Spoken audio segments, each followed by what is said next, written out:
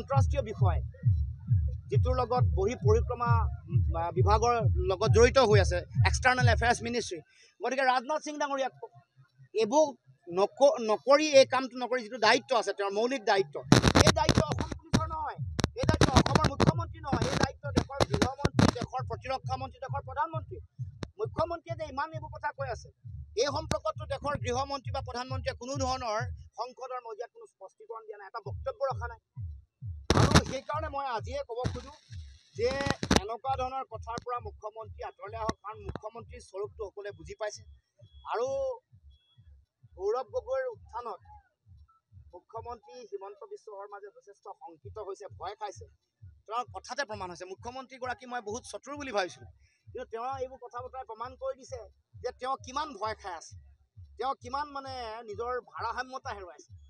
মই বৰ মানে তেওঁ মানুহৰ এইবোৰ কথাই নিজৰ মানে চাইক'লজিটো ৰিফ্লেক্ট কৰেতো, এগৰাকী মানুহৰ মনোবিজ্ঞানটো ক'ত প্ৰতিফলিত হয় তেওঁৰ কথা বতৰাবোৰত।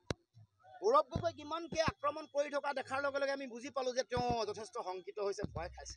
আৰু অসমৰ ৰাইজৰ আগত নিজৰ এইটো কিয় ভয়টো ভিতৰত চলি থকা যিটো কথা ৰাইজক কিয় দেখুৱাই আছে, ইমান ভয় খোৱা কথাটো ৰাইজক দেখুৱাই দিব নালাগে, তেওঁক মই যথেষ্ট চতুৰ বুলি ভাবিছিলোঁ। গতিকে ভয় খাইছে, ভাৰসাম্যতা হেৰুৱাইছে, হেৰুৱাই এতিয়া হিতাহিত জ্ঞান হেৰুৱাই যিটো কথা কয়। অসম পুলিচৰ কাম পাকিস্তানলৈ যোৱা নহয়তো, অসম পুলিচৰ কাম এই যে কয়লা চিণ্ডিকেট চলি থাকে ট্ৰাকবোৰ ধৰা, এই যে গৰু চিণ্ডিকেট চলি থাকে সীমান্তৰ দি এইবোৰ ধৰা, চুপাৰী চিণ্ডিকেট যিসকলে চলাইছে এই ইয়াৰ আপোনালোকৰ এইখন জিলাত মানে মৰিগাঁও জিন্দাবাদ জিন্দাবাদ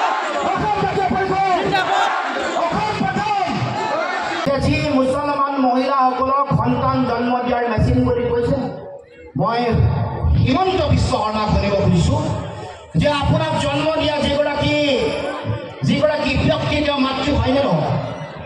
আপোনাক এগৰাকী মাতৃয়ে সন্তান হিচাপে জন্ম দিছে, মোকো জন্ম দিছে। গতিকে এই যিটো কথা কৈছে তেওঁ হিমন্ত বিশ্ব শৰ্মাই এই কথাটো কৈ সমগ্ৰ পৃথিৱীৰ মাতৃ জাতিক অপমান কৰিছে আৰু নিজৰ জন্ম দিয়া মাতৃকো অপমান কৰিছে। গতিকে আমাৰ মহিলাসকলক আপোনালোকেতো লগ দিয়া নাই বিজেপিক, বেলেগ বেলেগ অঞ্চলত আটাইতকৈ বেছি মহিলাই বিজেপিক লগ দিছে। গতিকে মই মহিলাসকলক সমগ্ৰ অসমত থকা মহিলাসকলক কৈছোঁ, যি বিজেপিয়ে মহিলাসকলক এনেকৈ অপমান কৰিব পাৰে, যি বিজেপিয়ে মহিলাসকলক সন্তান জন্ম দিয়া মেচিন বুলি ক'ব পাৰে, যি বিজেপিয়ে মোবাইল লোৱা মহিলাসকলক এনেকৈ বেয়াকৈ ক'ব পাৰে, যি বিজেপিয়ে চাকৰি পোৱা মহিলাসকলৰ চৰিত্ৰৰ প্ৰতি প্ৰশ্ন উত্থাপন কৰিব পাৰে, সেই মহিলাসকলে বিজেপিৰ সংগ ত্যাগ কৰিব লাগে, বিজেপিৰ ৰং আনিব লাগে, বিজেপিৰ সংগ ত্যাগ কৰিব লাগে। এয়া মোৰ আহ্বান। কাৰণ মই সহ্য কৰিব পৰা নাই, কাৰণ মোকো জন্ম দিয়া মাতৃগৰাকী জন্মদাত্ৰী যিগৰাকীয়ে জন্ম দিছে সেইগৰাকী এগৰাকী মাতৃ। গতিকে মাতৃসকলক কৰা এনেকুৱা অপমান, তেওঁলোকৰ চৰিত্ৰত কৰা যি আক্ৰমণ, তেওঁলোকক কৰা যি সন্দেহ, এই সন্দেহে সমগ্ৰ অসমৰ অসমীয়া নাৰী হত্যা আৰু নাৰী জাতিক প্ৰচণ্ড অপমান কৰিছে, নাৰী জাতিক প্ৰচণ্ড অপমান কৰিছে।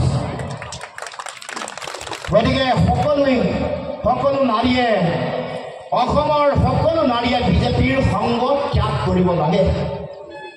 এয়া মোৰ আহ্বান। বিচাৰ বিশ্লেষণ কৰাৰ দায়িত্ব আপোনালোকৰ। মই আহ্বান জনাব পাৰোঁ, কাৰণ ভগৱান আৰু আল্লাই দিয়া